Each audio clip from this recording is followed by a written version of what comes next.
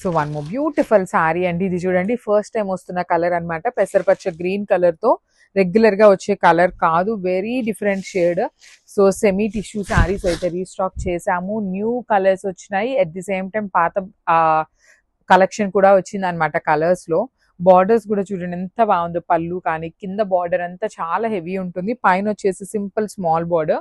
Blouse అయితే మాత్రం మీకు బార్డర్ లో ఏ కలర్ అయితే తీసుకుంటారో అదే కలర్ బ్లౌజ్ విత్ హ్యాండ్స్ కి బార్డర్ కూడా ఇచ్చారనమాట.